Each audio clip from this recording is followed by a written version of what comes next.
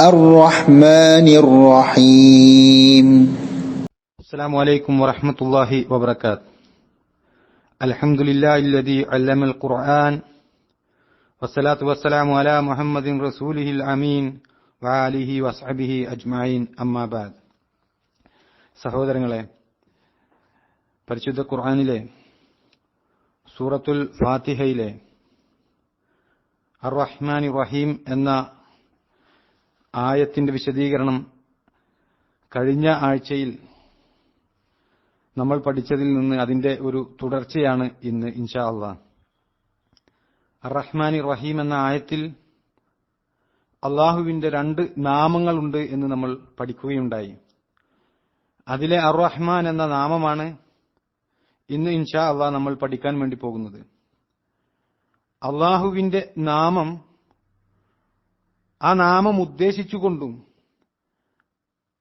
അതായത് അർ-റഹ്മാൻ എന്ന അള്ളാഹുവിന്റെ നാമം ഉദ്ദേശിച്ചുകൊണ്ടും അതിലടങ്ങിയിട്ടുള്ള പരമകാരുണികൻ എന്ന അർത്ഥത്തിൽ, ആ അർത്ഥത്തിന്റെ വിശേഷണത്തെ അറിയിച്ചുകൊണ്ടും അള്ളാഹു സുബ്ഹാനഹു വ തആല തനിക്ക് ഖുർആനിൽ പല വചനങ്ങൾ ഈ നാമം കൊണ്ട് പേരുവെച്ചത് നമുക്ക് കാണാൻ കഴിയും.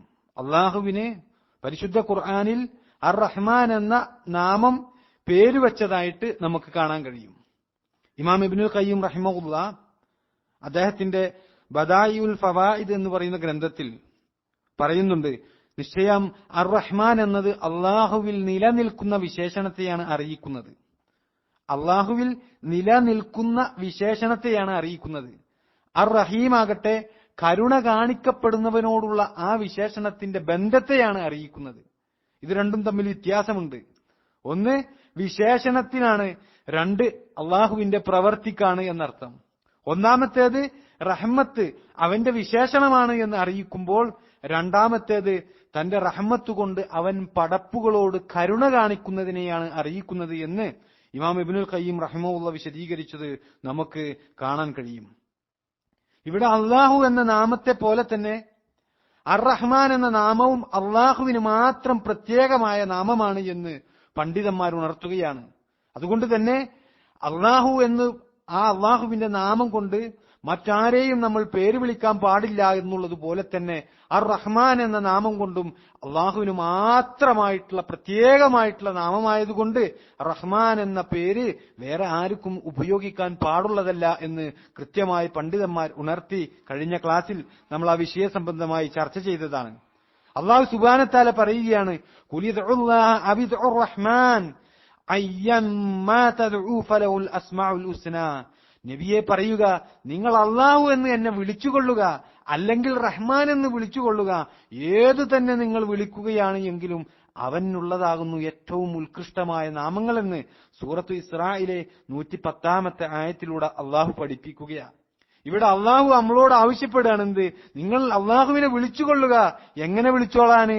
ഒന്നെങ്കിൽ അള്ളാഹ് എന്ന് വിളിച്ചോളാൻ, അതല്ലെങ്കിൽ റഹ്മാൻ എന്ന് വിളിച്ചോളാൻ. അള്ളാഹ് തന്നെ അതിന് കൊടുത്ത ഒരു ക്രമം നോക്കൂ. അള്ളാഹു എന്ന പേരിന് ശേഷം പ്രാധാന്യത്തോടു കൂടിയിട്ട് റഹ്മാൻ എന്ന നാമമാണ് അള്ളാഹു നമ്മളോട് അള്ളാഹുവിനെ വിളിച്ചുകൊള്ളുവാൻ വേണ്ടിയിട്ട് ഏറ്റവും ഉത്കൃഷ്ടമായ നാമങ്ങളിൽ അത് ഉദാഹരണമായി കൊണ്ട് അള്ളാഹു അവിടെ എടുത്തു പറയുന്നത് അത് ഒന്ന് അള്ളാഹ് എന്നുള്ള നാമമാണ്. അതിനെ തുടർന്ന് പറയുന്നത് അർ-റഹ്മാൻ എന്ന നാമമാണ് എന്ന് പരിശുദ്ധ ഖുർആനിലെ സൂറത്ത് ഇസ്രായിലെ 110-ാമത്തെ ആയത്തിൽ നമുക്ക് കാണാം. ഇനി സൃഷ്ടിച്ചും ഉപജീവന വിശാലമാക്കിയും മുഴുവൻ സൃഷ്ടികളോടും കരുണ ചെയ്യുന്നവനാണ് അർ-റഹ്മാൻ. എങ്ങനെ? അള്ളാഹു അടിമകളെ സൃഷ്ടിക്കുകയാണ്. അള്ളാഹു അങ്ങനെ സൃഷ്ടിച്ചുകൊണ്ട് അവരെ വെറുതെ വിടുകയല്ല, മറിച്ച് ആ അടിമകൾക്ക് ഉപജീവനം വിശാലമാക്കി കൊടുക്കുകയാണ്. ഇത് എല്ലാ സൃഷ്ടികളോടും അള്ളാഹു സുബ്ഹാനഹു വ തആല ആ രൂപത്തിൽ കരുണ ചെയ്യുകയാണ് എന്നർത്ഥം. അർ-റഹ്മാൻ എന്ന നാമം കൊണ്ട് ഉദ്ദേശിക്കുന്നത് അതാണ് എന്ന്.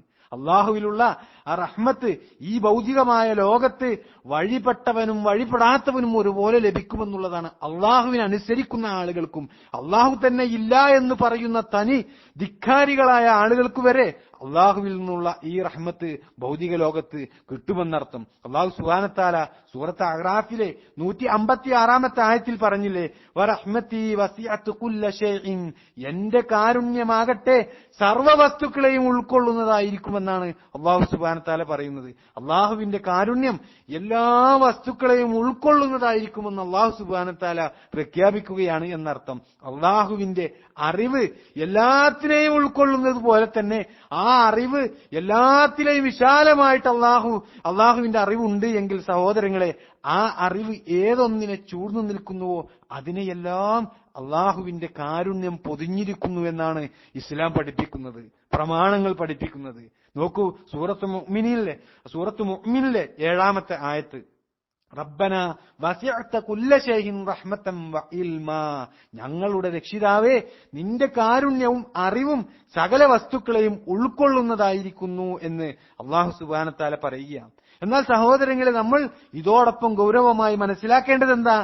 സൃഷ്ടിക്കുകയും ഉപജീവനം വിശാലമാക്കി കൊടുക്കുകയും ചെയ്തുകൊണ്ടാണ് അള്ളാഹുവിന്റെ കാരുണ്യം എല്ലാ പടപ്പുകളെയും പൊതിഞ്ഞിരിക്കുന്നത് എന്നാണ്. അള്ളാഹു സൃഷ്ടിക്കുന്നു, അവർക്ക് വേണ്ട ഉപജീവനം, ഭക്ഷണം നൽകുന്നു, പാനീയം നൽകുന്നു, വസ്ത്രം നൽകുന്നു, പാർപ്പിടം നൽകുന്നു.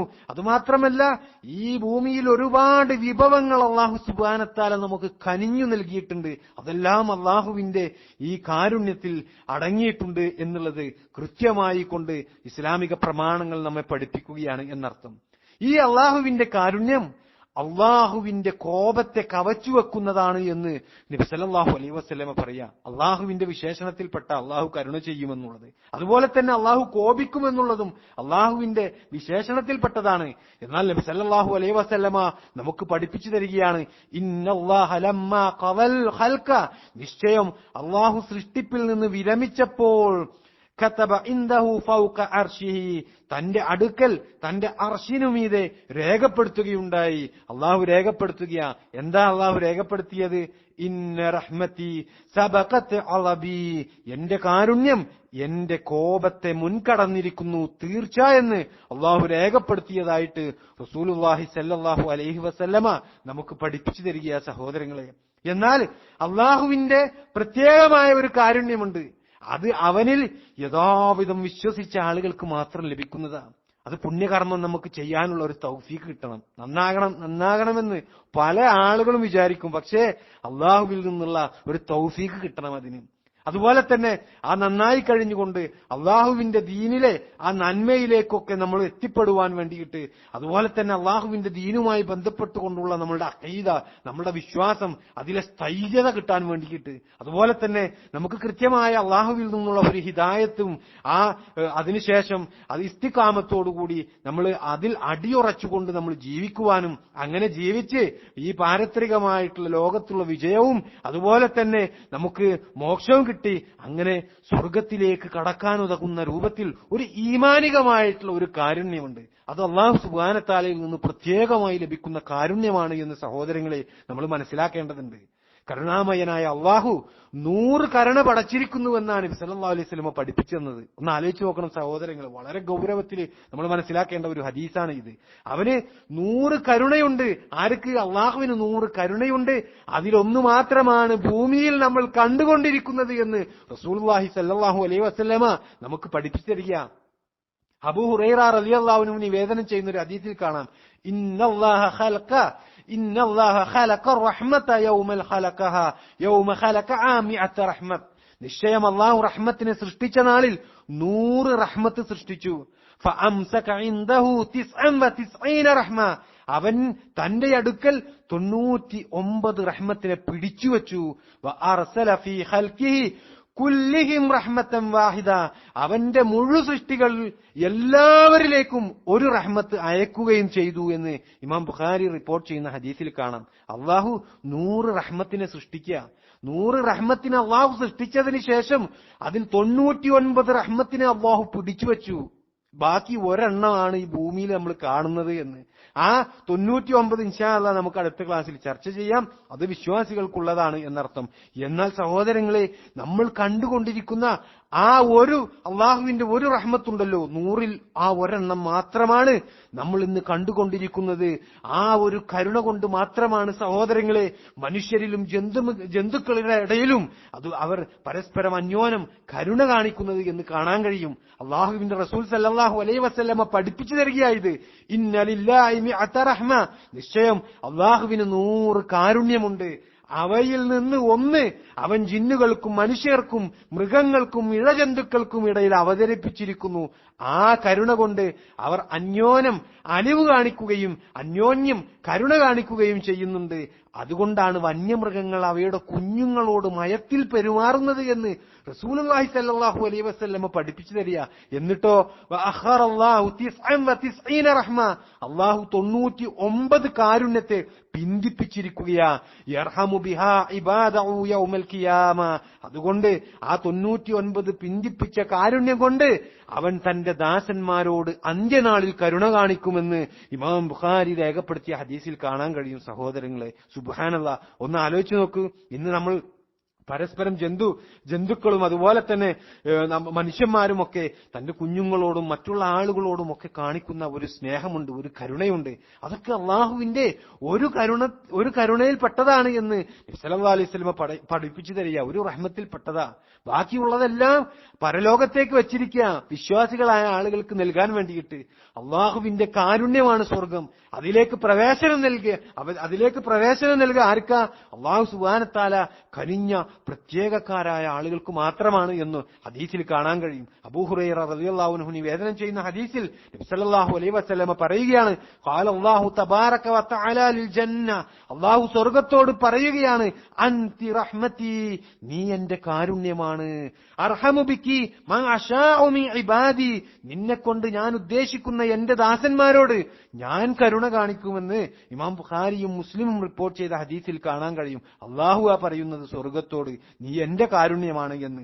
എന്നിട്ട് അള്ളാഹു ഉദ്ദേശിക്കുന്ന അള്ളാഹുവിന്റെ ദാസന്മാരോട് അള്ളാഹു ആ ദിവസം കരുണ കാണിക്കുമെന്ന് റസൂലുള്ളാഹി സ്വല്ലല്ലാഹു അലൈഹി വസല്ലമ പഠിപ്പിച്ചു തരികയാ. സഹോദരങ്ങളെ, അള്ളാഹുവിന്റെ ഈ കാരുണ്യത്തിലാണ് നബി സല്ലല്ലാഹു അലൈഹി വസല്ലമ വരെ സ്വർഗ്ഗത്തിലേക്ക് പ്രവേശിക്കുക എന്ന് ഹദീസിൽ വന്നത് നമുക്ക് കാണാൻ കഴിയും. അബൂ ഹുറൈറ റളിയല്ലാഹു അൻഹു നിവേദനം ചെയ്യുന്ന ഹദീസിൽ അവിടെ നബി സല്ലല്ലാഹു അലൈഹി വസല്ലമ പറയുകയാണ്, ലൻ യുദ്ഖില അഹദൻ മിൻകും അമലുഹുൽ ജന്ന, നിങ്ങളിൽ ഒരാളെയും തന്റെ കർമ്മം സ്വർഗ്ഗത്തിൽ പ്രവേശിപ്പിക്കുകയില്ല എന്ന വല്ലാത്ത ഒരു പ്രയോഗമാണ് നബി സല്ലല്ലാഹു അലൈഹി വസല്ലമ പറഞ്ഞത്.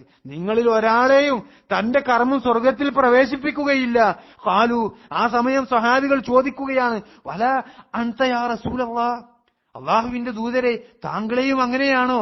ആ സമയം നബി സല്ലല്ലാഹു അലൈഹി വസല്ലമ പറഞ്ഞു കൊടുക്കുകയാണ്, ഞാൻ തന്നെയും അള്ളാഹു അവനിൽ നിന്നുള്ള കാരുണ്യം കൊണ്ടും ഔദാര്യം കൊണ്ടും എന്നെ പൊതിഞ്ഞാലല്ലാതെ എനിക്ക് പോലും സ്വർഗ്ഗത്തിൽ പ്രവേശിക്കാൻ കഴിയുകയില്ല എന്ന് റസൂലുള്ളാഹി സല്ലല്ലാഹു അലൈഹി വസല്ലമ പറഞ്ഞത് ഇമാം മുസ്ലിം രേഖപ്പെടുത്തിയ ഹദീസിൽ കാണാൻ കഴിയും. സഹോദരങ്ങളെ, അതുകൊണ്ട് തന്നെ അള്ളാഹുവിന്റെ ആ റഹ്മത്ത് അത് കിട്ടുവാൻ വേണ്ടിയിട്ട് സഹോദരങ്ങളെ നമ്മൾ ആശിക്കുകയും നമ്മൾ പണിയെടുക്കുകയും ചെയ്യേണ്ടതുണ്ട്.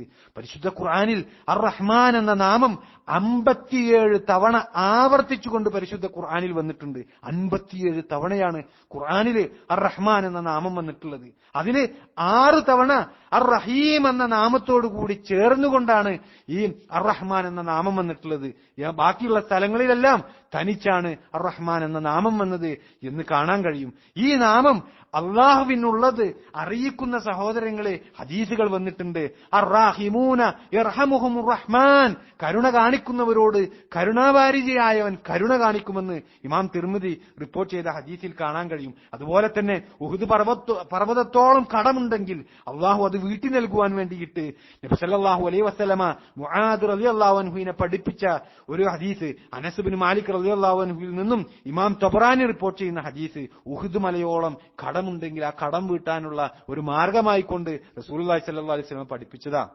എന്താ നബി സല്ലല്ലാഹു അലൈഹി വസല്ലം പറഞ്ഞത്? ഇങ്ങനെ പ്രാർത്ഥിക്കാൻ പറഞ്ഞു, അല്ലാഹുമ്മ മാലിക്കൽ മുൽക്കി തൂതിയൽ മുൽക മൻ തശാഹു വ തൻസിഉൽ മുൽക മിമ്മൻ തശാഹു വ തുഇസ്സു മൻ തശാഹു വ തുഇസ്സു മൻ തശാഹു വ തുദില്ലു മൻ തശാഹു ബിയദിക്കൽ ഖൈർ ഇന്നക അലാ കുല്ലി ഷൈഇൻ ഖദീർ.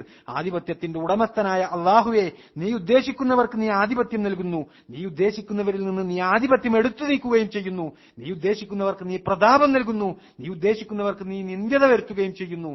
നിന്റെ കൈവശമാണ് നന്മയുള്ളത്, നിശ്ചയമായും നീ എല്ലാ കാര്യത്തിനും കഴിവുള്ളവനാണ് എന്നിട്ട് ശേഷം പ്രാർത്ഥിക്കാൻ പറഞ്ഞു. എന്ത്? ഇത് പറഞ്ഞതിന് ശേഷം റഹ്മാനുദ്ദുനിയാ വൽ ആഖിറതി വറഹീമുഹുമാ, ഇഹത്തിന്റെയും പരത്തിന്റെയും റഹ്മാനും അവ രണ്ടിന്റെയും റഹീമുമായവൻ, തുഅതീഹിമാ മൻ തശാ, അവ രണ്ടും നീ ഉദ്ദേശിക്കുന്നവർക്ക് നീ കനിയുന്നു. ഇർഹംനി റഹ്മത്തൻ തുഅനീനി ബിഹാ അൻ റഹ്മത്തി മൻ സിവാക, നീ ഒഴികെയുള്ളവരുടെ കാരുണ്യത്തിൽ നിന്ന് എന്നെ ധന്യനാക്കും വിധമുള്ള കാരുണ്യം നീ എനിക്ക് നൽകണമേ എന്ന് പ്രാർത്ഥിക്കാൻ നബി സല്ലല്ലാഹു അലൈഹി വസല്ലമ പറഞ്ഞത് തൊബറാനി റിപ്പോർട്ട് ചെയ്ത ഹദീസിൽ കാണാം. ഇങ്ങനെ പ്രാർത്ഥിച്ച സഹോദരങ്ങളെ, ഉഹുദ് മലയോളം കടമുണ്ട് എങ്കിൽ ആ കടം വീട്ടിത്തരുമെന്ന് അള്ളാഹുവിന്റെ പ്രവാചകൻ സല്ലല്ലാഹു അലൈഹി വസല്ലമയാണ് നമ്മളെ പഠിപ്പിക്കുന്നത്. അതുകൊണ്ട് ഈ പ്രാർത്ഥന പഠിക്കുവാൻ വേണ്ടിയിട്ട് സഹോദരങ്ങളെ പരിശ്രമിക്കുക. അള്ളാഹുവിന്റെ മഹത്തായ ഈ നാമം ഉപയോഗിച്ചുള്ള ധാരാളം ദുആകൾ ഹദീസുകളിൽ സ്ഥിരപ്പെട്ടു വന്നിട്ടുള്ളത് നമുക്ക് കാണാൻ കഴിയും. അത് നമ്മൾ പഠിക്കുകയും ജീവിതത്തിൽ ഉപയോഗപ്പെടുത്തുകയും ചെയ്യണം. അള്ളാഹു സുബ്ഹാനഹു വ തആല അതിനെ നമ്മെ അനുഗ്രഹിക്കുമാറാകട്ടെ. സൃഷ്ടിക്കുകയും ഉപജീവനം വിശാലമാക്കി കൊടുക്കുകയും ചെയ്തുകൊണ്ട് അള്ളാഹു സുബ്ഹാനഹു വ തആല അവന്റെ കാരുണ്യം എല്ലാ പടപ്പുകളിലും പൊതിഞ്ഞിട്ടുള്ളത് ഭക്ഷണം കൊണ്ടും പാനീയം കൊണ്ടും വസ്ത്രം കൊണ്ടുമൊക്കെ അള്ളാഹു സുബ്ഹാനഹു വ തആല പല ഭൗതികമായ വിഭവങ്ങൾ കനിഞ്ഞു നൽകിക്കൊണ്ട് നമ്മളുടെ മേൽ അള്ളാഹു സുബ്ഹാനഹു വ തആല നൽകിയ ആ റഹ്മത്താണ്, ആ കാരുണ്യമാണ് അർ റഹ്മാൻ എന്ന നാമം കൊണ്ട് ഉദ്ദേശിക്കുന്നത് എന്ന് നമ്മൾ മനസ്സിലാക്കുക. ഇൻഷാ അള്ളാഹ് അടുത്ത ക്ലാസ്സിൽ നമുക്ക് അർ റഹീം എന്ന അള്ളാഹുവിന്റെ നാമത്തെക്കുറിച്ച് പഠിക്കാം. അതിന് അള്ളാഹു സുബ്ഹാനഹു വ തആല നമ്മെ ഏവരെയും അനുഗ്രഹിക്കുമാറാകട്ടെ.